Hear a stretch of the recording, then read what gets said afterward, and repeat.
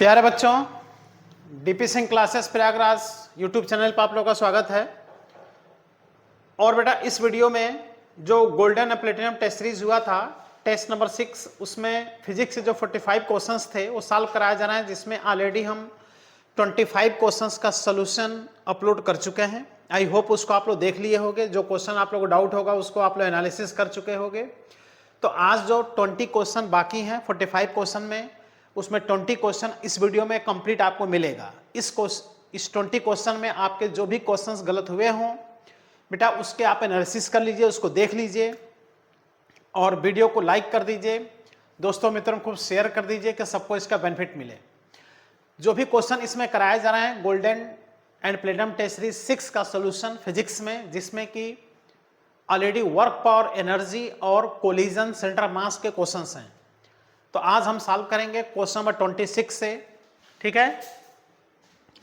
और दो पार्ट में हम सोल्यूशन करा चुके हैं। ये पार्ट नंबर 2 नहीं बेटा, पार्ट नंबर ये 3 है। ओके, यह है पार्ट नंबर 3।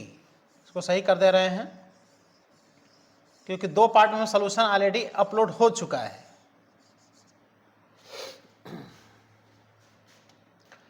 तो ये देखिए बेटा क्वेश्चन नंबर 26 है, क्योंकि 25 क्वेश्चन सोल्यूशन हो चुका है। और ये क्वेश्चन टेस्ट में जो दिया गया था, there are 100 identical blocks equally spaced. ऐसे ऐसे ये 100 ब्लॉक हैं, आइडेंटिकल हैं, मतलब सबका मास क्या है, सेम है। Initially all the blocks are rest, block 1 is pushed with velocity v towards the block 2। इसको v वेलोसिटी से मोशन कराया 2 के तरफ। All collision are perfectly elastic. देखो दो चीज देखना है, इलास्टिक है और साथ में आइडेंटिकल है, ठीक। जैसे ही ये बात आप देखो तुरंत उस थ्योरम पर आप आ जाओ कि when elastic collision takes place between two identical bodies, then after collision their velocities are interchange to each other with direction. यानी जब दो आइडेंटिकल बॉडीज के बीच कोलिजन होता है तो उनके वेलोसिटी आपस में इंटरचेंज हो जाता है। मतलब ये v स्पीड से चल रहा है, ये रेस्ट में है, तो ये रेस्ट में आ जाएगा, ये v स्पीड से चल देगा। फिर ये रेस्ट में आ जाएगा, ये टकरा करके रेस्ट में आ जाएगा, ये v स्पीड से चल देगा। तीसरा वाला फिर रेस्ट में आ जाएगा, चौथा वाला चल देगा। इसी तरह से वेलोसिटी मोमेंटम ट्रांसफर होते होते अंत में लास्ट में ये v स्पीड से चल देगा 100 नंबर वाला ब्लॉक, और बाकी सब किस में आ जाएंगे, रेस्ट में। तो 100 नंबर वाला जो ब्लॉक है उसकी स्पीड पूछ रहा है बेटा, तो ये आंसर होगा कितना, C। तो हमने क्लास में जब इसको पढ़ाया था तो बताया भी था, प्रूफ करके हमने बताया था इसको कि किस तरह से आइडेंटिकल बॉडीज हों और इलास्टिक कोलिजन हो तो उनकी वेलोसिटी आपस में इंटरचेंज हो जाते हैं। बस इसी कॉन्सेप्ट से इसको सॉल्व कर देना था, सोल्यूशन में नहीं करना था, सीधा आंसर को सूंघ लेना था। तो ये आंसर है। ओके बेटा, अच्छा लगा कि नहीं? देखो कितना कम से कम समय में बस थोड़ा सा थ्योरम पता है तो आप इसको क्या कर सकते हो, सॉल्व कर सकते हो। तो इसी बात पे बेटा वीडियो को लाइक कर दो। ओके, आओ नेक्स्ट क्वेश्चन, क्वेश्चन 27। ये सब कोलिजन सेंटर मास के क्वेश्चंस हैं। Two pendulum bob of mass m and 2m। देखो ये m है, 2m है, सस्पेंडेड है, सेम हाइट, मतलब ग्राउंड से सेम हाइट पे सस्पेंडेड है h पर। If they collide perfectly inelastically, देखो ना इन इलास्टिकली कोलिजन हो रहा है। तो जब इन इलास्टिक बेटा कोलिजन होता है तो दोनों बॉडी जब मिलेंगे तो दोनों कंबाइंड होकर तब मूव करेंगे। यह है इलास्टिक कोलिजन का concept. Elastic at mean position, यहां आकर के दोनों कोलिजन कर रहे हैं। Then the height up to which the composite mass would rise is, देखो कंपोजिट मास का नाम ले लिया कि नहीं ले लिया। तो जब दो बॉडीज के बीच परफेक्टली इन इलास्टिक कोलिजन होता है तो कोलिजन के बाद से दोनों बॉडीज आपस में फ्यूज हो जाते हैं, कंबाइंड हो जाते हैं, लिखा है कंपोजिट। तो ये दोनों टकरा करके और कितना ऊपर उठेंगे, तो देखो बेटा सेम हाइट से, h हाइट से इसको भी रिलीज कर रहे हो, h हाइट से इसको भी रिलीज कर रहे हो, तो इसका वेलोसिटी और इसकी वेलोसिटी दोनों का वेलोसिटी सेम होगा क्योंकि हाइट सेम है। बट इसका मास ज्यादा है, इसका मास कम है, इसलिए जब दोनों टकराएंगे तो एक का मोमेंटम ज्यादा होगा, एक का मोमेंटम कम होगा। तो किसके मोमेंटम ज्यादा होगा, इसका मास ज्यादा है। तो ये जब टकराएगा और ये टकराएगा तो टकराने के बाद ये इधर जाएगा क्योंकि इसका मोमेंटम ज्यादा है। तो टकराने के बाद हम वेलोसिटी निकाल लें और उस वेलोसिटी से कितना ऊपर उठेगा, तुरंत क्वेश्चन क्या हो जाएगा, सॉल्व हो जाएगा। तो आइए नेक्स्ट पेज से इसको सॉल्व करते हैं।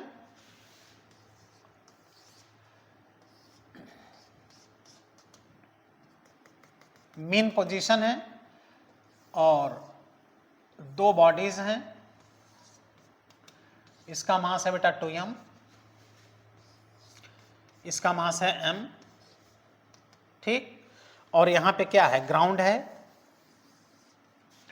ग्राउंड से दोनों सेम हाइट पर हैं, ये भी h हाइट पर है, h हाइट से इसको रिलीज किया और इसको भी h हाइट से रिलीज किया, क्लियर। तो ये जब यहां पर आएंगे, यहां पर ऐसे, क्लियर, जब यहां पर आएंगे, आके जब टकराएंगे, दोनों की हाइट सेम है, तो जब ये आकर के यहां पे टकराएंगे दोनों ऐसे, क्लियर, इसका मास m, इसका मास 2m, तो इसकी वेलोसिटी बनेगी v1, इसकी वेलोसिटी बनेगी v2।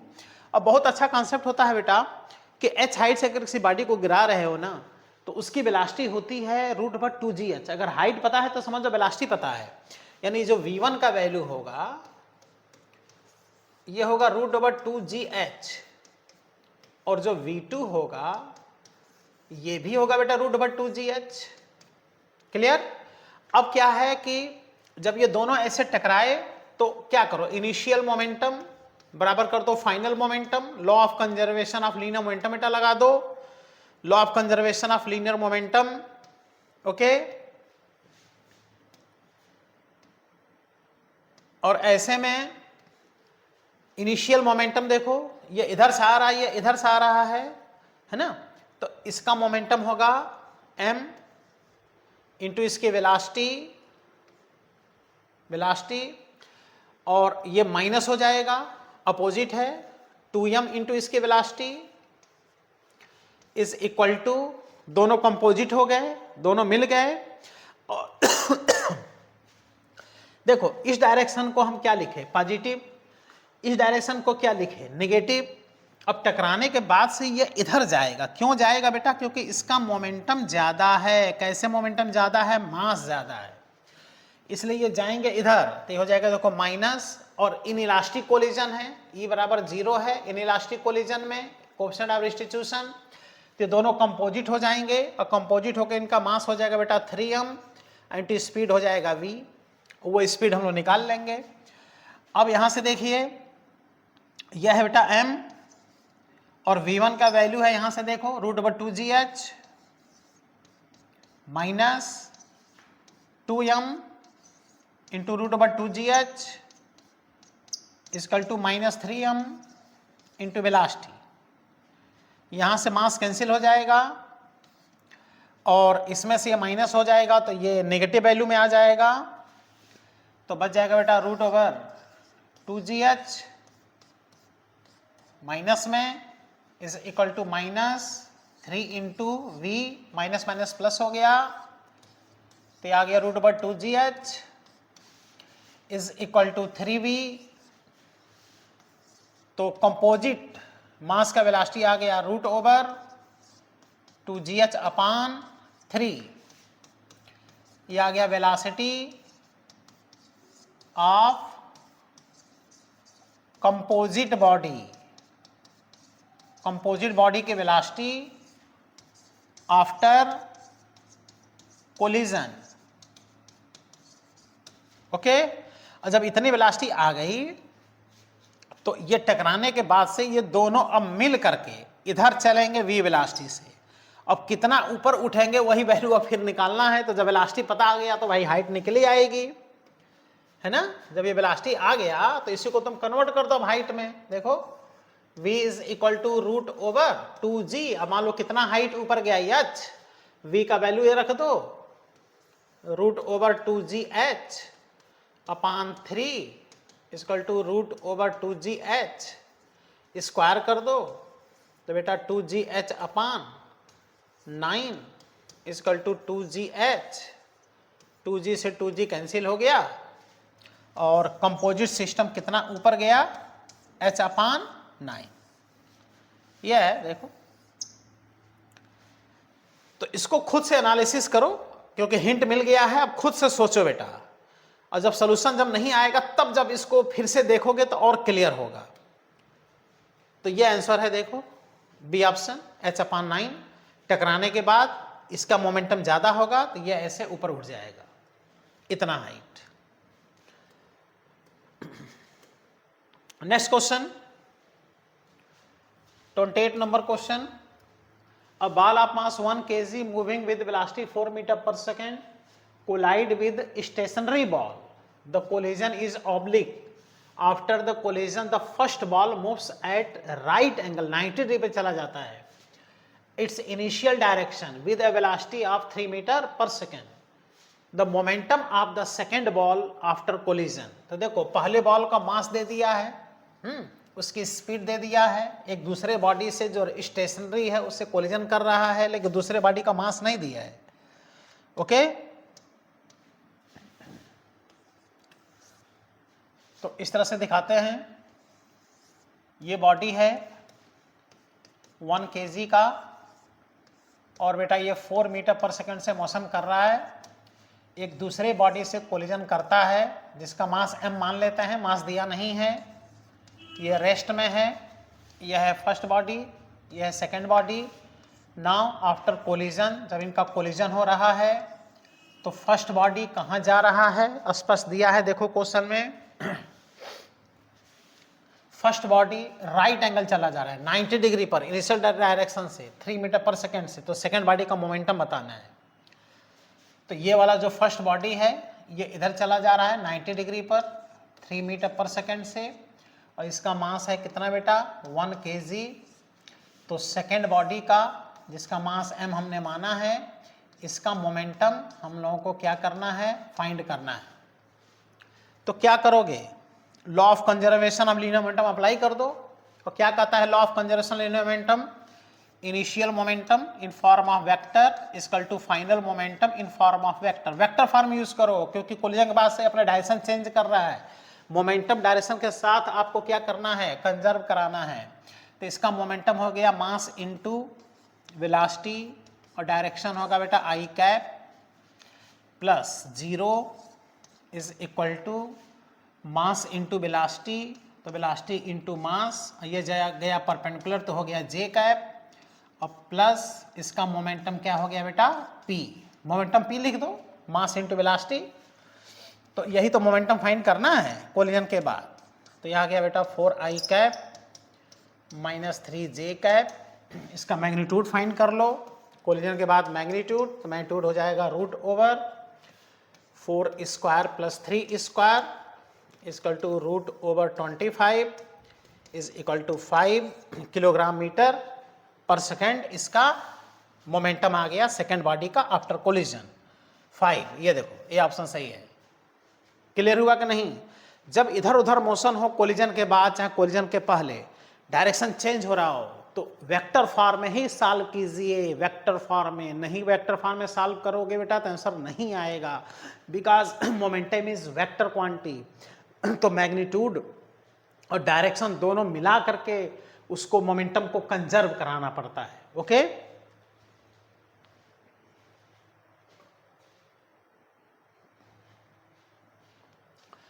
तो एक खास बात कि law of conservation of linear momentum ये कॉन्सेप्ट है, एक जूस है, इसमें कोई फॉर्मूला नहीं है बेटा, केवल कॉन्सेप्ट है। और खूब क्वेश्चन इससे क्या होता है, सॉल्व होता है। तो यह इसका सॉल्यूशन, यह है बेटा 29 नंबर क्वेश्चन। इसमें कह रहा है कि एक देखो वाई एक्सिस पर और एक्स एक्सिस पर, वाई और एक्स एक्सिस पर एक यहाँ मास रखा है, एक यहाँ मास रखा है। ओरिजिन से 2 मीटर पे ओरिजिन है और ओरिजिन पर भी एक मास रखा है। तो इनके सेंटर ऑफ मास का पोजीशन बताना है। देख रहे हो, position of centre mass vector form में। तो चूंकि यहाँ भी मास है, यहाँ भी मास है, यहाँ भी मास है, तो इसका सेंटर मास कहीं यहाँ आएगा, एक्स कोऑर्डिनेट वाई कोऑर्डिनेट दोनों बनेगा। तो यहाँ से आप निकाल लो बेटा एक्ससीएम।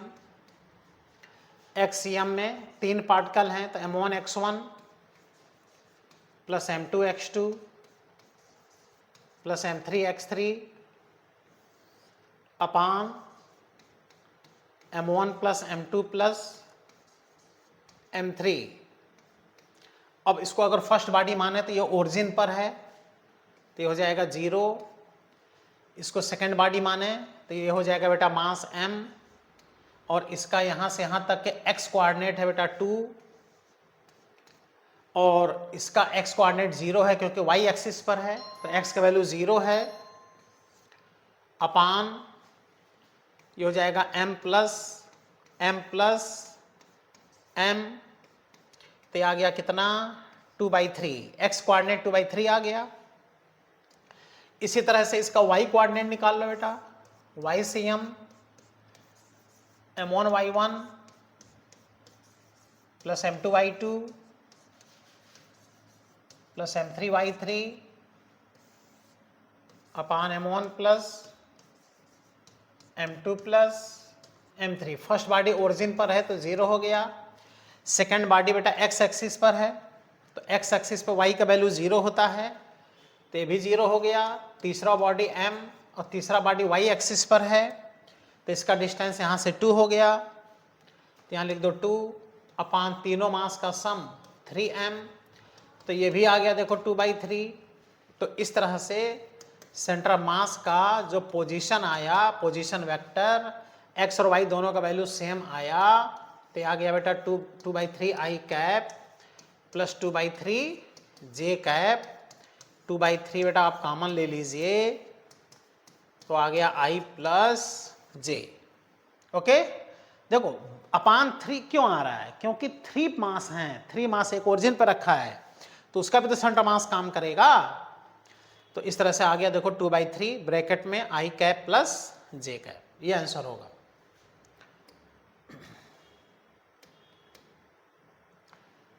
यह है बेटा क्वेश्चन नंबर 30। ये 10 ग्राम का एक मास है, ये जाके इससे टकराता है, दोनों का मास सेम है, देख लो सेम मास है ना, इसका मास सेम है, सब सीजीएस में दिया है, 100 सेंटीमीटर पर सेकंड से टकराता है, तो टकराने के बाद ये कितना ऊपर उठेगा ये पूछ रहा है। तो ऐसे क्वेश्चन तो बेटा इंपॉर्टेंट है, एनसीईआरटी में दिया है, और ऐसे क्वेश्चन में ये क्या होता है ना कि टकराने के बाद दोनों स्टिक हो जाते हैं, इसमें दिया तो नहीं है बट सारे क्वेश्चन में यही रहता है, टकराने के बाद से दोनों बॉडी आपस में कंबाइंड हो जाएंगे। तो कंजर्वेशन ऑफ लीनियर मोमेंटम से पहले इसकी वेलोसिटी निकाल लो कोलिजन के बाद, और जब वेलोसिटी आ गया तो हाइट तो निकल ही आएगा। तो देखो दोनों का मास बेटा 10 ग्राम है, दोनों का मास 10 ग्राम लेकर चलो, 100 सेंटीमीटर पर सेकंड पर है, और फिर ये रेस्ट में है, ठीक है, सब सीजीएस में है, तो जी का वैल्यू हम लोग सीजीएस में ही रख लेंगे। तो ये बॉडी इस तरह से 10 ग्राम ये किस में पड़ा हुआ है, रेस्ट में, और ये बॉडी आकर के इससे टकराता है 100 सेंटीमीटर पर सेकेंड से। इसका भी मास कितने ग्राम है बेटा, 10 ग्राम इसका भी मास है ना, हाँ 10 ग्राम, और 100 सेंटीमीटर पर सेकेंड स्पीड है, 100 सेंटीमीटर पर सेकेंड। अब क्या है कि टकराने के बाद ये दोनों कंबाइंड हो गए है ना, आकर के इस तरह से कंबाइंड हो गए, और इसको एक कंबाइंड स्पीड मिल जाएगा। यहाँ चूंकि सपोर्टेड है इसलिए ऊपर उठ जाएगा, ऐसे ये ऊपर उठ जाएगा, और यही हाइट पूछ रहा है। इसकी फाइनल स्पीड यहाँ पे जाके 0 हो जाएगी, तो ये तो स्पीड हम लोग निकाल ही सकते हैं। ये हो जाएगा कितने ग्राम का, 20 ग्राम का, तो ये स्पीड हम लोग आराम से निकाल लें। ओके, तो law of conservation of linear momentum लगा दो बेटा, मास इंटू स्पीड, सीजीएस में चल रहा है सब, प्लस 0 इक्वल टू यहाँ का मास 20 ग्राम इंटू स्पीड v मान लें, तो ये आ गया कितना 1000 इज इक्वल टू 20 v, तो v इज इक्वल टू आ गया बेटा 1000 अपान 20, यानी ये आ गया 50 सेंटीमीटर पर सेकेंड का स्पीड आ गया। अब हाइट निकालना है, तो बस जब ये स्पीड आ गया तो हाइट निकालने के लिए v is equal to √/2gh लगा दो, इसको स्क्वायर कर दो, रूट हट जाए, यही हाइट फाइंड करना है। तो v² अपान 2g, v का वैल्यू आया है बेटा 50, तो 50 इंटू 50/2, जी का वैल्यू भूल से 10 न रख देना, सब सीजीएस में चल रहा है। 10 मीटर पर सेकंड स्क्वायर को एमके से बदल लो, 1000 सीजीएस में बदल लो, 1000 आ जाएगा। ओके, तो ये 00 से 00 देखो कैंसिल आउट हो गया, और ये आ गया 2.5/2, दैट इज 1.25 सेंटीमीटर। ध्यान दो, सब सीजीएस में चला है। 1.25 सेंटीमीटर ये क्या करेगा, राइज करेगा। ऐसे क्वेश्चन बेटा एनसीईआरटी में दिया है, ऐसे तो क्वेश्चन आते हैं एग्जाम में, सीख लो, एकदम आसान होता है। जैसे स्पीड आया, √2 लगा दो, हाइट आ गया। चाहो तो यहाँ की काउंटिंग एनर्जी बराबर कर दो परसेंट एनर्जी, तब भी यही आएगा, एनर्जी कंजर्वेशन से। कोई मिला कि नहीं आंसर? देखो 1.25 सेंटीमीटर। ओके बेटा, आओ नेक्स्ट क्वेश्चन करते हैं। 31 तो केवल फॉर्मूला है बेटा, ये तो केवल फॉर्मूला है। देख लो, दो बॉडीज हैं in the diagram shown below, m1 m2 are the masses of the particles and x1 x2 are their respective distances from the origin O. The center of mass of the system is, इसमें diagram नहीं बनाया है, लग रहा है diagram छूट गया है, बट दो मास हैं, उनका पोजीशन ओरिजिन से x1 x2 है, तो सेंटर मास का पोजीशन का फॉर्मूला होता है m1 x1 + m2 x2 अपान m1 + m2। तो दिख रहा है, देखो m1 x1 + m2 x2 upon m1 + m2।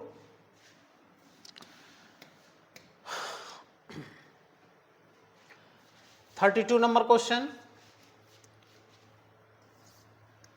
A particle of mass m1 moves with velocity v1 and collides with another particle of rest equal mass. ठीक है, the velocity of the second particle after the elastic collision. देख रहे हो, एक body है जिसका मास m1 है, v1 velocity से मोशन कर रहा है, ये दूसरे बॉडी से टकराता है, इसका भी मास m1 है, और ये किस में है, रेस्ट में, और कोलिजन इलास्टिक है, तो वेलोसिटी क्या हो जाएगा, इंटरचेंज। यानी ये जो फर्स्ट बॉडी है वो तो रेस्ट में आ जाएगा, है ना, ये देखो रेस्ट में आ जाएगा, और सेकेंड बॉडी उसी स्पीड से आगे चल देगा। ऐसा क्वेश्चन अभी कर चुके हो, वेलोसिटी उनका क्या होगा बेटा, इंटरचेंज। ओके, तो देखो सेकेंड बॉडी का आफ्टर कोलिजन स्पीड पूछ रहे हैं, आंख बंद कर v1 टिक लगा दो, जो दिया है वही आंसर होगा। ऐसे क्वेश्चन सॉल्व नहीं किए जाते, सोल्यूशन में टाइम वेस्ट नहीं किया जाता। यही तो ऐसे क्वेश्चन जब एग्जाम में आ जाते हैं, तो ऐसे क्वेश्चन के आपको टाइम बचा करके, और जो 5, 6, 10 क्वेश्चन थोड़े कैलकुलेशन वाले हार्ड क्वेश्चंस होते हैं उनमें समय देना चाहिए। कंपटीशन का यही तरीका है बेटा निकालने का, है ना। जो डायरेक्ट क्वेश्चन आए हों, डायरेक्ट ट्रिकी कॉन्सेप्ट पे आए हों, डायरेक्ट फॉर्मूले पे आए हों, को स्पीड में सॉल्व करके, और ऐसे मॉडरेट क्वेश्चन 8-10 रहते हैं, टफ क्वेश्चन ऐसे दिए जाते हैं जो कि वो स्टूडेंट जो सॉल्व कर देता है वो आगे बढ़ता है, सेलेक्ट होता है। लेकिन उसी को सॉल्व करने के लिए टाइम की बचत होनी चाहिए, टाइम रहनी चाहिए। इसके लिए ऐसे क्वेश्चंस में टाइम बचा करके, और कुछ जो कैलकुलेशन वाले क्वेश्चंस होते हैं उनमें टाइम देना चाहिए। कंपटीशन का यही एक तरीका है निकालने का। बाकी इजी क्वेश्चन तो सब सॉल्व करते हैं, बाकी जो कैलकुलेशन वाले क्वेश्चन होते हैं वो भी स्टूडेंट सॉल्व कर देते हैं, लेकिन उसके लिए चाहिए टाइम नहीं कम पड़ना चाहिए। Question number 33, A body of mass m1 4 kg moves at 5 I metre पर सेकेंड, यानी x एक्सिस मोशन कर रहा है 4 kg। Another body of mass m2 2 kg moves 10 I metre पर सेकेंड, यानी दोनों सेम डायरेक्शन मोशन कर रहे हैं। Clear? The counting energy of the centre of mass, centre mass की वेलोसिटी चाहिए। तो सेंटर मास के पहले हम लोग वेलोसिटी फाइंड कर लें। देखो 4 kg स्पीड 5 मीटर पर सेकेंड, 2 kg स्पीड 10 मीटर पर सेकेंड। तो सेंटर मास के पहले वेलोसिटी आप निकाल लीजिए। ठीक है, सेंटर मास की वेलोसिटी का फॉर्मूला बताया जा चुका है, m1v1 प्लस m2v2 अपान m1 प्लस m2। अब आप देखिए, तो फर्स्ट बॉडी का जो स्पीड मास है 4 kg, स्पीड 5 है, दूसरे का मास 2 kg, स्पीड 10 है। तो हो गया 4 × 5i cap plus 2 × 10i cap अपान 4 + 2, तो आ गया 20i cap plus 20i cap अपान 6। तो ये आ गया बेटा 40 आई कैप अपान 6, इसको 2 से ऊपर नीचे डिवाइड कर दो तो 20 अपान 3 आई कैप, तो सेंटर मास की वेलोसिटी आ गया 20 अपान 3 मीटर पर सेकेंड। अब सेंटर मास की वेलोसिटी चाहिए, एक काइनेटिक एनर्जी चाहिए, kinetic energy of centre of mass, CM यानी सेंटर ऑफ मास, तो half into total mass into centre of mass की वेलोसिटी का स्क्वायर, तो आ जाएगा हाफ, टोटल मास हो जाएगा बेटा 4 + 2 दोनों ब्लॉक के मास का सम इंटू स्पीड कितना आया है सेंटर मास का 20/3, तो 20 अपान 3 का क्या हो गया होल स्क्वायर, ये आ गया बेटा 1/2 6 400 अपान 3 का स्क्वायर 9, ये बेटा कट के 200 आ गया और 3 से कैंसिल कर दो,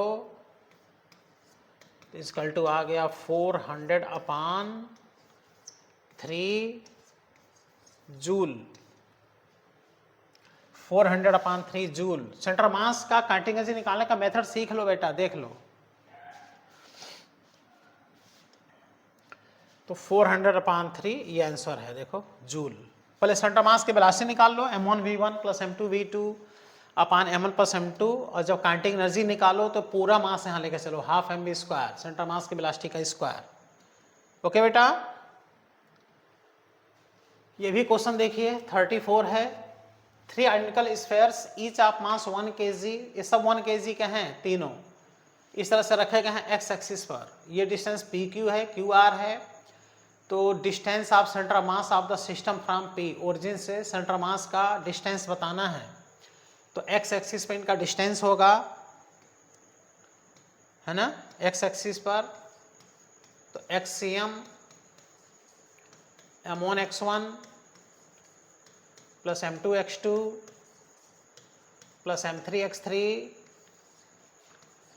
अपान m1 + m2 + m3, ये फॉर्मूला लगा दो सेंटर मास का। 3 बॉडीज हैं, ये तो ओरिजिन पर है इसलिए इसका ये 0 हो जाएगा x1, इसका मास बेटा 1 kg है, और यहाँ से यहाँ तक की दूरी PQ है,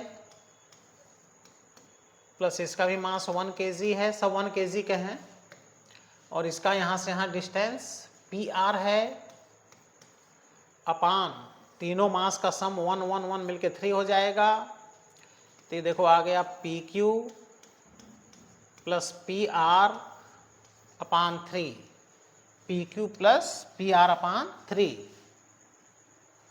ओके, चलो बेटा next question 35। The linear density of a thin rod of length 1 metre, lambda दिया है, लीनियर मास डेंसिटी रॉड का। अच्छा देख रहे हो, linear mass density, mass per unit length of rod x पर डिपेंड है, यानी वेरिएबल है, जैसे जैसे आगे बढ़ रहे हो उसका जो मास है बेटा रॉड का बढ़ रहा है, वेरिएबल है, मायावी रॉड है, मायावी राक्षस है, और मायावी राक्षस को धराशायी करने के लिए इंटीग्रेशन की आवश्यकता पड़ता है, किसका, इंटीग्रेशन का। तो एक एक्स एक्सिस पर रखा है, तो ओरिजिन इंड से सेंटर मास का पोजीशन बताना है, यानी ये जो रॉड है ये कैसा रॉड है बताइए आप लोग बेटा, मायावी रॉड है ना, मतलब ये रॉड इस टाइप का कुछ है, जैसे से आप आगे बढ़ते जा रहे हो उसका लेंथ मास बढ़ता जा रहा है, थिकनेस इसका बढ़ता जा रहा होगा, मतलब इसका मास बढ़ता जा रहा है, एक्स एक्सिस पर रखा है, place on the x axis, इस तरह से, और यहाँ है वाई एक्सिस, यह है ओरिजिन, और इसका linear mass density lambda equal to दिया है 1 + 2x, देखो 1 + 2x लीनियर मास डेंसिटी दिए हैं, और लेंथ है 1 मीटर, 1 मीटर का लेंथ है, यानी लीनियर मास डेंसिटी इसका क्या है बेटा, वेरिएबल है। यानी जैसे जैसे आप आगे बढ़ रहे हो वैसे वैसे इसका मास बढ़ता जा रहा है। तो सेंटर मास, अब देखो जो नॉन यूनिफॉर्म बॉडीज होता है, ये नॉन यूनिफॉर्म रॉड है, तो नॉन यूनिफॉर्म बॉडीज का सेंटर ऑफ मास उसके ज्योमेट्रिकल सेंटर पर नहीं होता है, हैवियर पोर्शन की तरफ होता है ना, हैवियर पोर्शन की तरफ सेंटर मास होगा। और वही अगर यूनिफॉर्म रॉड होता ना तो सेंटर मास एकदम सेंटर पे होता है, L/2 पर। इसका जो लेंथ दिया है देखो 1 मीटर का लेंथ दिया है, टोटल 1 मीटर का लेंथ, तो इसका जो सेंटर मास होगा हैवियर पोर्शन की तरफ होगा। क्योंकि आप देखते हो कि जब चुनाव होता है, इलेक्शन होता है, तो सीएम यानी चीफ मिनिस्टर, यानी सेंटर मास किसका बनता है, जिसका बहुमत होता है। तो इसका सेंटर मास निकालने के लिए हम लोगों को इसमें एक स्मॉल स्ट्रिप कट करना होगा dx थिकनेस का, जो यहाँ से कितने डिस्टेंस पर, x। इसका मास होगा बेटा dm, और dm का वैल्यू कितना होगा, स्मॉल स्ट्रिप का मास dm का वैल्यू लीनियर मास डेंसिटी यानी mass per unit length into thickness dx। तो यहाँ से आ गया dm का वैल्यू, लेमडा का वैल्यू दिया है 1 + 2x इंटू dx। अब सेंटर मास का x कोऑर्डिनेट फाइंड करने का जो फॉर्मूला होता है वो होता है बेटा integration x dm upon integration dm 0 to length L 0 to length L। Okay, तो इसको इंटीग्रेट कर दो, 0 to लेंथ जो L है 1 मीटर है, तो 0 to n 1x, और dm का वैल्यू है 1 + 2x dx upon integration dm का वैल्यू है 1 + 2x dx 0 to 1, पूरे रॉड के लेंथ के लिए इंटीग्रेट कर लें। तो यहाँ से अगर देखें तो इंटीग्रेशन इसका मल्टीप्लाई कर दें तो x + 2x² dx लिमिट होगा 0 to 1, पूरे रॉड के लेंथ के लिए इंटीग्रेशन 0 to 1 1 + 2x dx। अब इसको इंटीग्रेट कर लो तो x का इंटीग्रेशन हो गया बेटा x²/2, 2x² का इंटीग्रेशन लिखेंगे x³/3, लिमिट अप्लाई कर देंगे 0 से 1 अपॉन 1 का इंटीग्रेशन हो गया बेटा x + 2, x का इंटीग्रेशन x²/2 0 to 1। यहाँ से देखा जाए तो 2 से 2 कट गया। अब लिमिट लगा दो, तो जब लिमिट अप्लाई करोगे तो जहाँ जहाँ x है वहाँ 1 लिख दो, तो आ गया 1/2, और यहाँ हो जाएगा बेटा 2/3, और लोअर लिमिट लगाओगे तो 0 हो जाएगा। यहाँ पे हो गया बेटा 1 + 1, 1 + 1। अब इसको सॉल्व कर लो तो 6 LCM हो गया, यहाँ से बच गया 3 + 4, और नीचे 2 ही है, तो देखो आ गया 7/12 मीटर के डिस्टेंस पर इसका सेंटर मास का पोजीशन होगा। तो यह है इसका देखिए formula, variable linear mass density का सेंटर मास निकालने का 7/12 इसका आंसर आ गया है ना, 7/12 ये है 7/12 मीटर सेंटर मास। तो बेटा सेंटर मास का पोजीशन नॉन फॉर्म बॉडी का हैवियर पोर्शन की तरफ होता है। तो कैसे पता हैवियर पोर्शन की तरफ इसका सेंटर मास होगा, क्योंकि लीनियर मास डेंसिटी x का फंक्शन दिया है, वेरिएबल दिया है, मायावी दिया है, और जब मायावी राक्षस है तो इसको धराशायी करने के लिए ब्रह्मास्त्र चाहिए। यहाँ का ब्रह्मास्त्र क्या है, इंटीग्रेशन। ठीक, अब आइए सॉल्व करते हैं हम लोग नेक्स्ट क्वेश्चन, और यह है क्वेश्चन नंबर 36।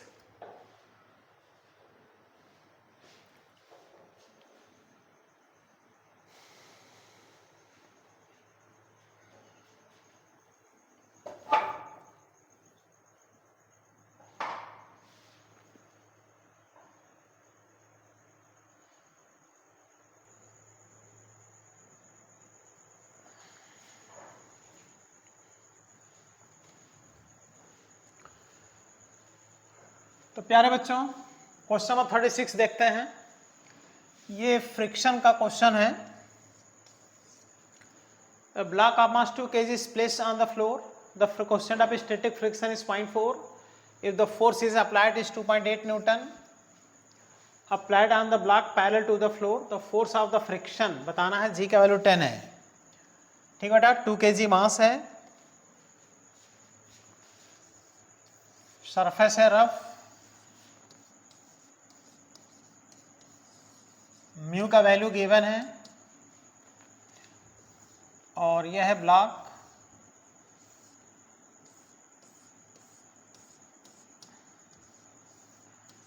इसका वेट होगा mg, normal reaction r, applied force 2.8 Newton. तो फ्रिक्शन फाइंड करना है। अब देखते हैं मास कितना गिवन है और म्यू का वैल्यू कितना है।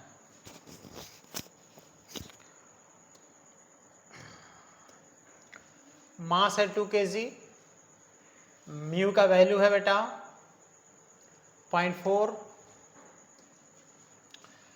2 kg मास है, म्यू का वैल्यू 0.4 है, जी का वैल्यू 10 रखना है।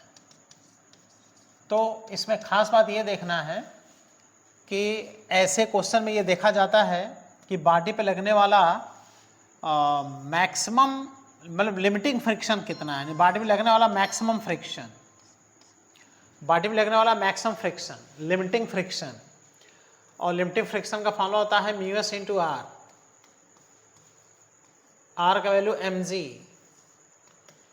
म्यू एस का वैल्यू 0.4, एम का वैल्यू 2, जी इज 10, ये आ गया 8 न्यूटन।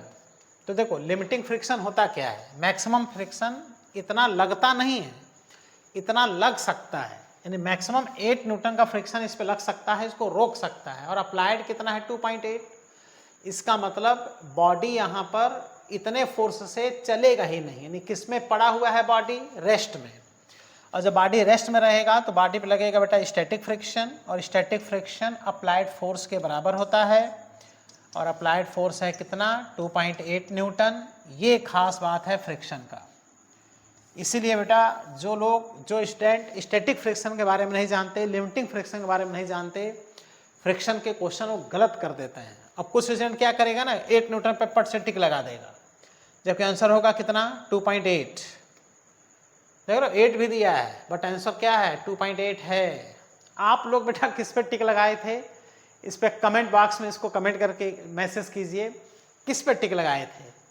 क्लियर, जरूर इस पे कमेंट कीजिएगा, मैसेज कीजिएगा कमेंट बॉक्स में। और ये जो कॉन्सेप्ट आप सीखे हैं इसी बात पे वीडियो को बेटा लाइक कर दीजिए। Question number 37, a block has been placed on an inclined plane, inclined plane पर रफ सरफेस है जिसका इंक्लिनेशन कितना है बेटा थीटा, इस पे रखा है such that the block slides down on the plane at constant speed। Oh dear, constant speed से ये चल रहा है, तो होगा क्या कि mg का जो कंपोनेंट इधर काम करेगा, mg साइन थीटा इस ब्लॉक को नीचे लाने का प्रयास करेगा, और इधर लगेगा फ्रिक्शन, और इसका स्पीड बेटा कांस्टेंट है, स्पीड कांस्टेंट है मतलब एक्सेलरेशन इसका 0 है, और एक्सेलरेशन 0 तभी होगा जब फ्रिक्शन से mg साइन थीटा बैलेंस हो जाएगा। तो देखो बेटा mg sine theta equal to आप लिख दीजिए फ्रिक्शन, और यहाँ से mg साइन थीटा फ्रिक्शन हो जाएगा म्यू इंटू आर, और यहाँ नॉर्मल रिएक्शन ये बनेगा mg कॉस थीटा, इसका नॉर्मल रिएक्शन बन जाएगा बेटा mg कॉस थीटा। तो यहाँ mg कॉस थीटा लिख दीजिए, mg से mg कट गया, और देखो किसका वैल्यू पूछ रहा है कोएफिशिएंट ऑफ फ्रिक्शन, म्यू बराबर क्या आ गया sine theta upon cos theta इस tan थीटा, यानी यहाँ म्यू का वैल्यू कितना है tan थीटा है, tan थीटा है ना। तो यहाँ जो थीटा है tan इनवर्स म्यू, यही theta angle of repose, repose angle कहलाता है, इस बात का ध्यान दीजिएगा। तो ये आंसर है tan theta. Okay, question 38, 100 Newton force is acting horizontally on a block of mass 10 kg placed on a horizontal rough table of coefficient of friction 0.5, g का वैल्यू 10 रखना है, एक्सेलरेशन ऑफ द ब्लॉक पूछ रहा है। ये rough surface है, rough surface का जो म्यू है 0.5 है, g का वैल्यू 10 पुट करना है, और ये एक ब्लॉक है जिस पे अप्लाइड फोर्स है 100 Newton horizontally.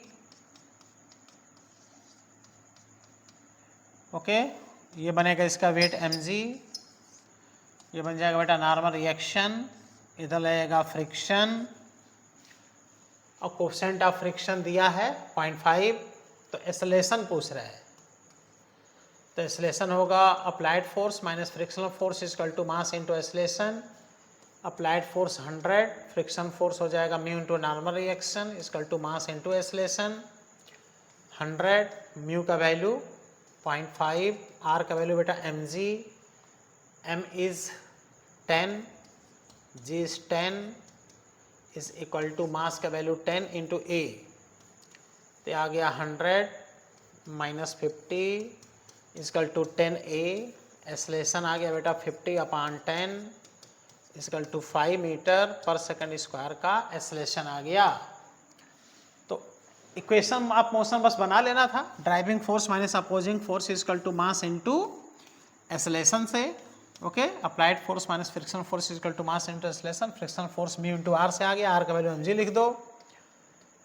Next question 39, a body of mass m at the rest explodes into 3 pieces, 2 of each mass m/4 each are thrown up perpendicular। जब बॉडी एक्सप्लोड हो रहा है m मास का, तो जो दो मास हैं, दो बॉडी सेम मास के, वो परपेंडिकुलर चले जा रहे हैं, तो थर्ड पार्ट का स्पीड बताना है।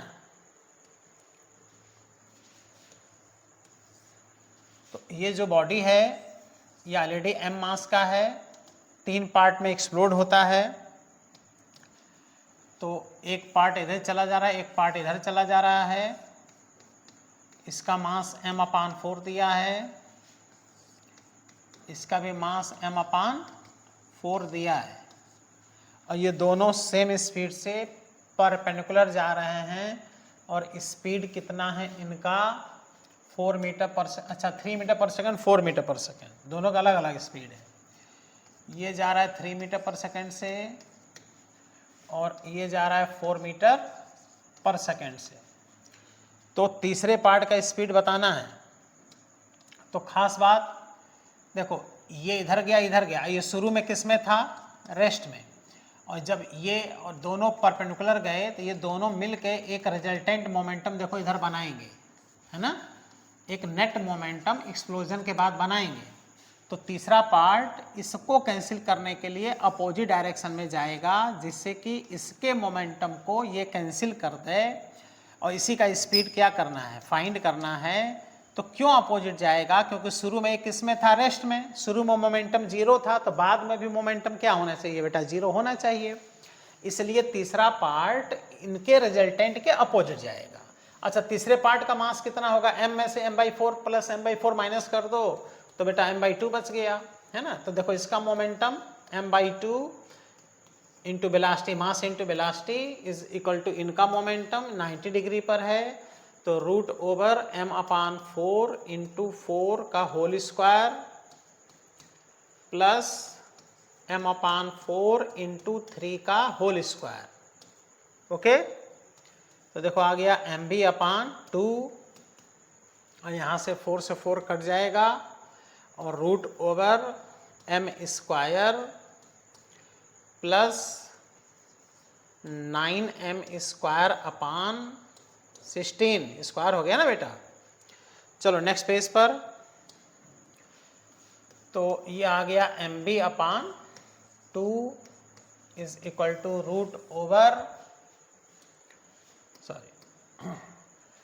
ये 16m² plus 9m², 16m² plus 9m² अपान 16, ये आ गया mb/2 √25 m²/16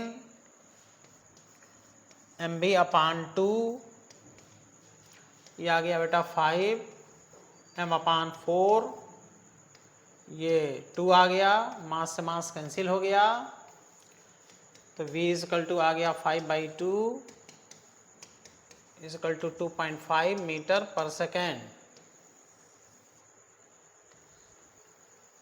ये आ गया स्पीड।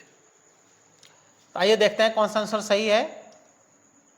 ये देखो 2.5 मीटर पर सेकेंड है। मतलब ये जितने भी एक्सप्लोजन के क्वेश्चन, कोलिजन के क्वेश्चन हैं, ये सब का सब क्या है बेटा, law of conservation of linear momentum पे बेस्ड हैं। 40 number question, 2 person of mass 55 kg, 65 kg respectively are the opposite ends of a boat. The length of the boat is 3 meter and the weight is 100 kg. The 55 kg man walks up to the 65 kg man and sit with him. If the boat is in the still water, the center mass of the system. Oh dear, मतलब एक platform पर है ना, boat है, ये water पर है, तो एक मैन यहाँ पर है और एक मैन यहाँ पर है, और ये खुद ये है 55 केजी का मैन और ये 65 केजी का man.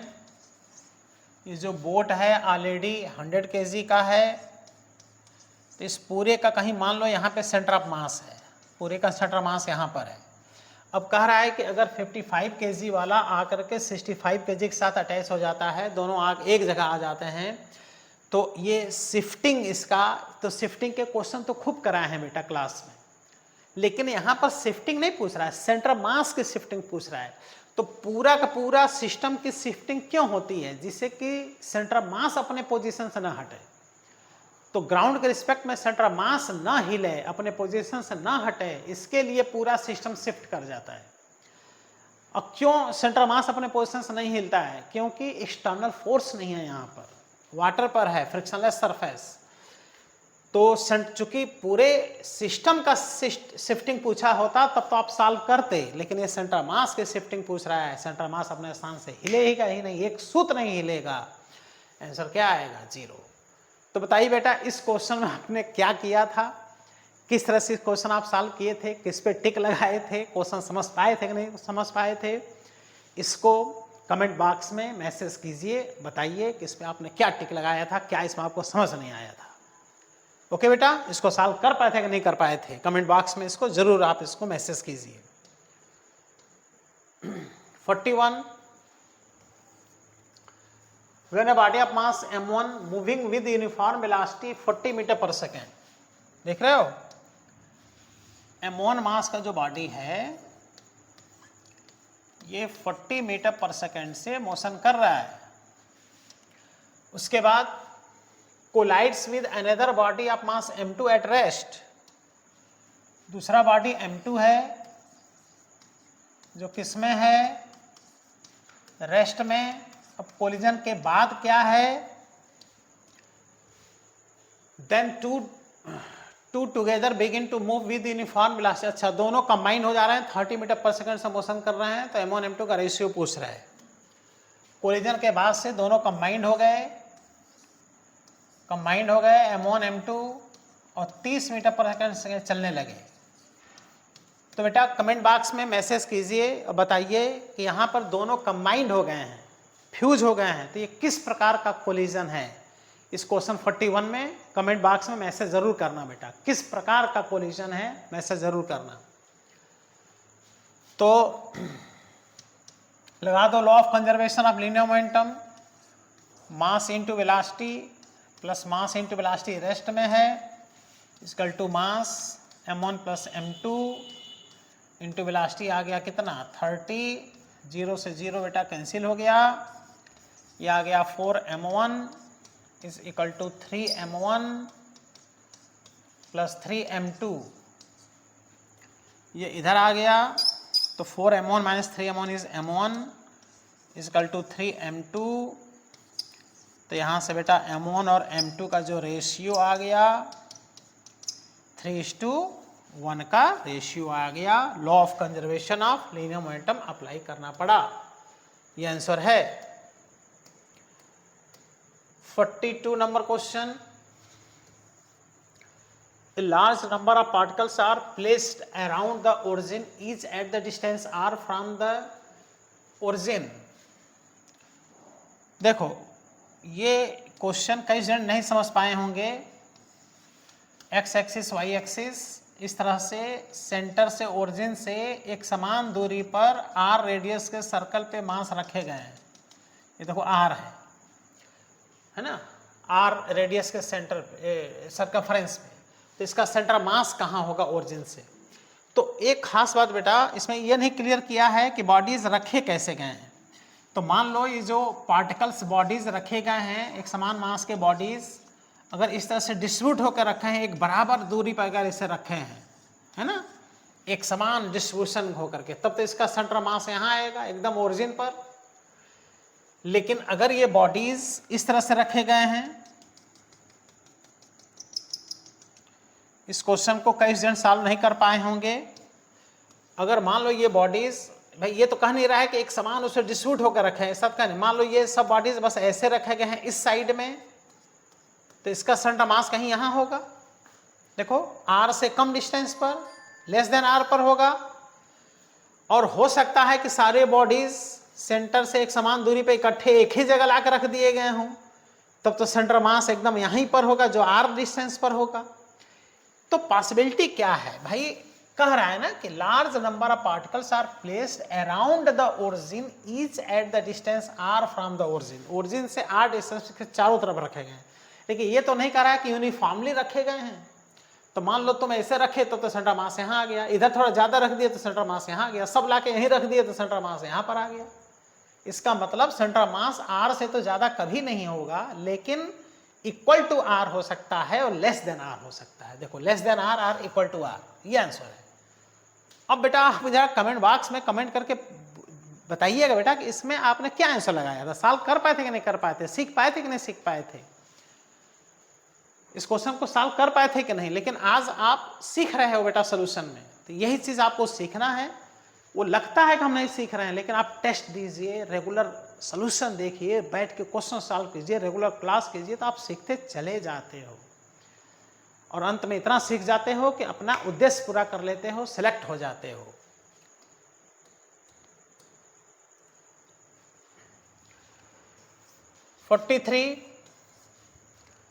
A block moving mass m collides with another stationary block moving mass 2m।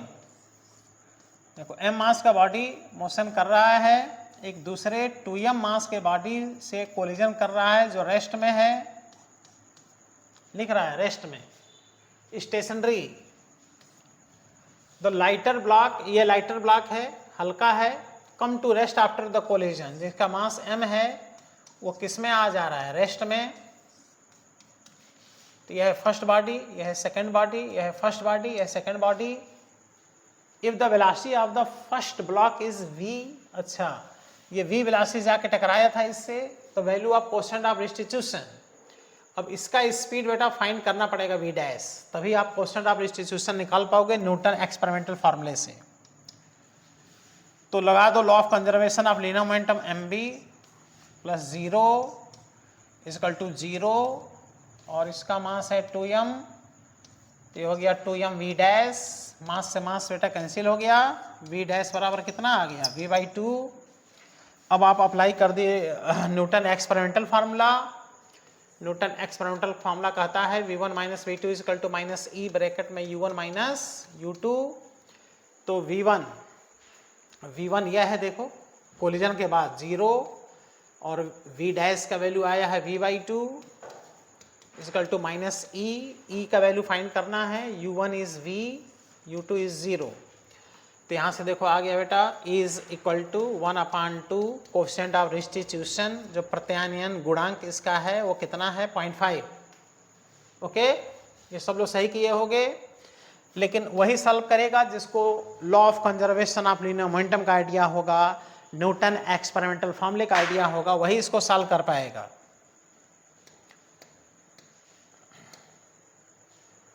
ये है बेटा 44 statement 1, statement 2, two particle moving in the same direction do not loss all their velocity in the completely inelastic collision.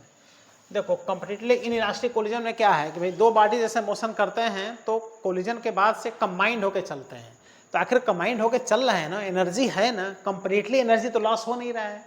Okay, तो ये statement बेटा कह रहा है कि do not loss all energy, एकदम सही कह रहा है, पूरी एनर्जी लॉस नहीं करेंगे, एनर्जी उनकी रहेगी। लेकिन वही अगर परफेक्टली इलास्टिक कोलिजन होता ना तो एनर्जी का लॉस एकदम से नहीं होता।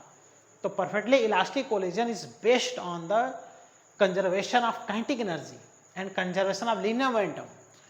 Principle of conservation of momentum hold true for all kinds of collision. All प्रकार के कोलिजन के लिए ये क्या है बेटा, वैलिड है, एकदम सही है।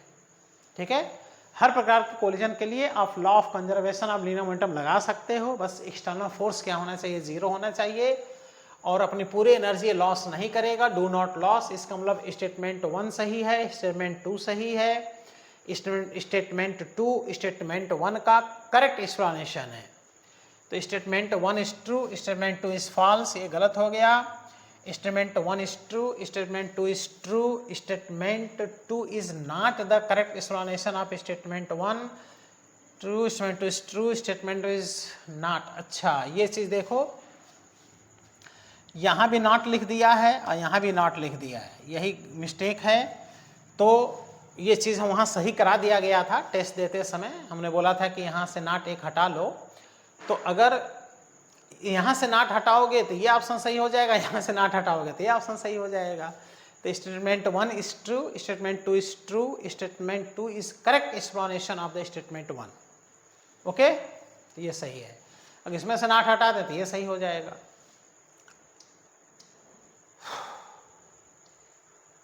यह है बेटा 45 नंबर क्वेश्चन। ये एक यूनिफॉर्म सॉलिड कोन है, इसके बेस से ये इसका वर्टेक्स है, सेंटर मास की हाइट बतानी है। इसका हाइट दिया है बेटा 40 सेंटीमीटर, देखो हाइट है 40 सेंटीमीटर, यहाँ 20 लिखा है, इसको भी 40 हमने बनवा दिया था। तो कोन देखो क्या है, कोन नॉन यूनिफॉर्म बॉडी है ना, इधर मास ज़्यादा इधर मास कम है।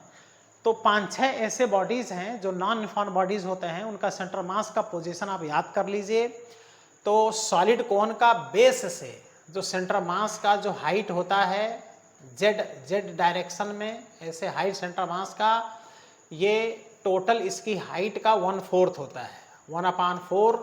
तो टोटल हाइट है बेटा 40, अब 4 से डिवाइड कर दो तो 10 सेंटीमीटर की हाइट पर इसका सेंटर मास होगा और ये आंसर आएगा। ओके, तो यहाँ पे लिखा था 40, यहाँ लिखा था 20, वहाँ मिस्टेक है, यही वैल्यू सही है 40, वहाँ हमने 40 बनवा दिया था। अब आता है हॉलो कोन अगर है तो हॉलो कोन का सेंटर मास इसके बेस से h/3 पे होता है, इसको याद कर लो। और सॉलिड कोन का बेस से h/4 पे होता है। अगर वर्टेक्स से पूछ दे सेंटर मास का पोजीशन तो h/4 में, h में से h/4 माइनस कर दो। ओके बेटा, तो इस तरह से 45 क्वेश्चन जो हैं कंप्लीट हो गए। 45 क्वेश्चंस। तो इसके पहले हमने 2 वीडियो अपलोड किया था, जिसमें एक में 15 क्वेश्चन फर्स्ट पार्ट में हमने सॉल्व कराया था, सेकंड पार्ट में 10 क्वेश्चन और आज थर्ड पार्ट में 20 क्वेश्चन हो गए।